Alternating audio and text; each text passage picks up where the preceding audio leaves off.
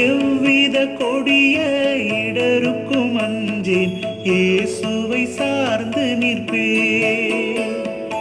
எவ்வித கொடிய இடருக்கும் அஞ்சேன், இயேசுவை சார்ந்து நிற்பேன். அவனியில் வியாகுலம் வந்தால் அவரையே நான் அண்டிக் கொண்டான். அவனில் வியாகுலம் வந்தால் அவரையே நான் அண்டிக் கொண்டான்.